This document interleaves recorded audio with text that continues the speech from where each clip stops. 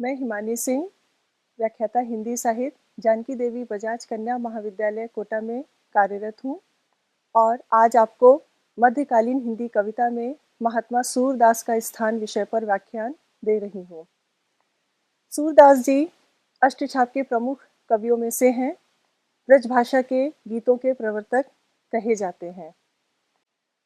सूरदास जी के बारे में मैं आपको ये बताना चाहूँगी कि सूरदास ने कृष्ण भक्ति को या कृष्ण भक्ति चेतना को विश्वव्यापी बनाने का कार्य किया है।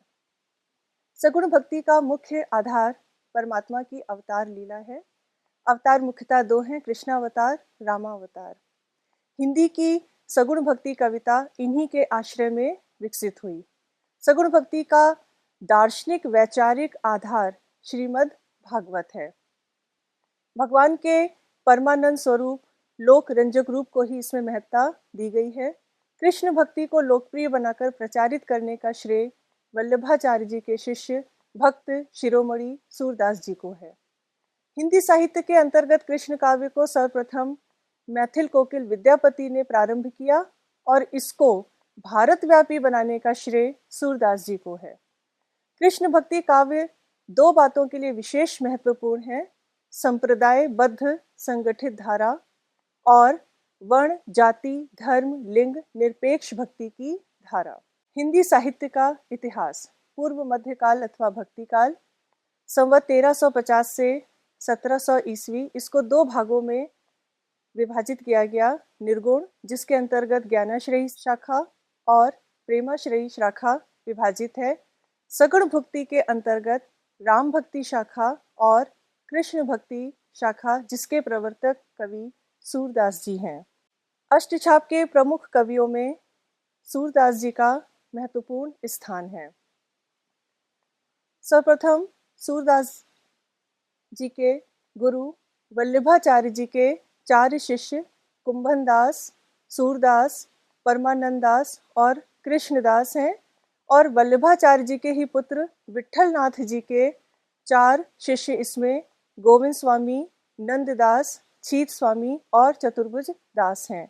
अष्टछाप के इन प्रमुख कवियों के अतिरिक्त अन्य कृष्ण भक्त कवियों में नागरी दास, मीराबाई, रहीम, रसखान और नरोत्तम दास प्रमुख हैं।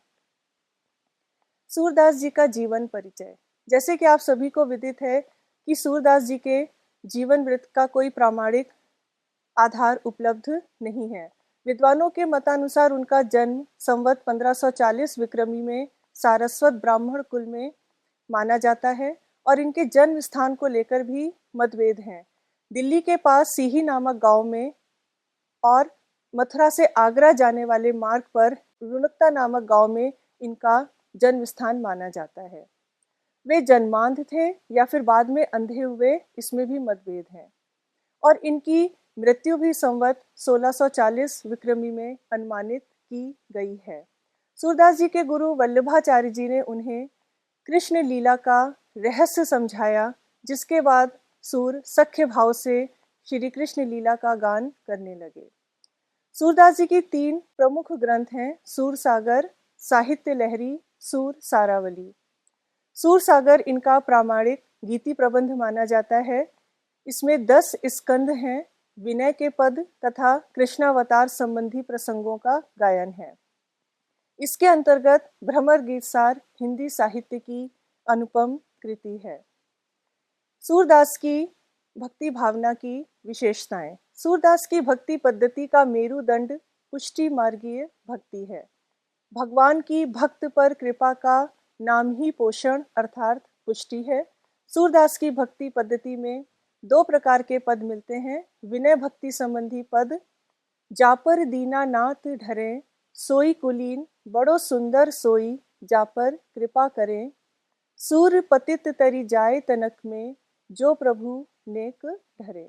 यहाँ पर विनय कर रहे हैं, विनती कर रहे हैं सूरदास कृष्ण से कि वो उनको इस जीवन सागर से पार कर दें। उनके दूसरे भक्ति के जो पद हैं वो माधुर्य भक्ति संबंधी पद हैं। इनमें वात्सल्य, प्रेम और विरह संबंधी पद मिलते हैं। वात्सल्य और श्रृंगार संबंधी पदों में सूरदास जी का कोई सानी नहीं है। स्वयं आचार्य रामचंद्र शुक्ल ने इनके विषय में कहा है कि आगे आने वाले जितने भी कवि हैं वो श्रृंगार और वात्सल की जितनी भी उक्तियां प्रस्तुत करते हैं वे सब सूर की जूठन सी प्रतीत होती है। सूरदास कहते हैं, मैया कभी बढ़ेगी चोटी, कितनी बार मोही दूध पिबत भई, यह अजहू है छोटी। वात्सल रस का इतना सुंदर उदाहरण आपके सामने प्रस्तुत है जिसमें बालक कृष्ण माँ यशोदा से अपनी भावनाओं को अभिव्यक्त कर रहे हैं। प्रेम और विरह के वर्णन में सूरदास ने विरह भाव की जो उनकी भक्ति है वो शुद्ध, सात्विक और उदात्त है।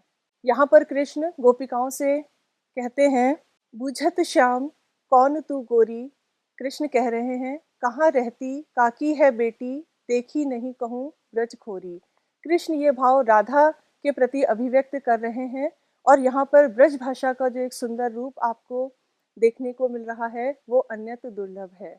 इसी प्रकार गोपिकाएं उद्धव से कहती हैं, अखियां हरि दर्शन की प्यासी। गोपिकाएं केवल प्रिय दर्शनों की ही आकांक्षिणी हैं और कृष्ण में उन्होंने अपने आप को पूर्ण रूप से उनकी भक्ति में तन्मय कर लिया है। प्रेम की उत्कटता वियोगावस्था में ही दिखाई देती है। बिनु गोपाल बैरिन भई कुंजे। और इस प्रकार भक्ति के सुदृढ़ आधार पर सूर ने विनय, वात्सल्य, माधुर्य और श्रृंगार का पथ प्रशस्त किया। वैष्णव संप्रदायों में माधुर्य भाव की भक्ति का प्राधान्य है। इनके पद अनुग्रह, प्रेम की एकनिष्ठ भावना, तन्मयासक्ति और अनन्य भक्ति से ओतप्रोत है। भावुकता, सहृदयता, वाग वैदग्ध्य का संगम इनके पदों में दिखाई देता है। सूरदास जी के भाषा लालित्य का अभिनव चौष्ठव।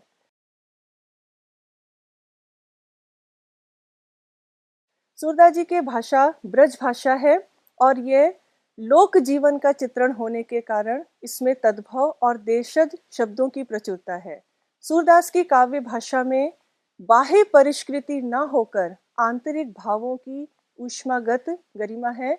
उदाहरण के लिए वे उद्धव से कहते हैं, पहले करी परिणाम नंद सो, समाचार सब दीजो। इसमें जो गरिमा है, जो भाषा की ऊष्मागत गरिमा है वो यहाँ पर दृष्टिगोचर हो रही है।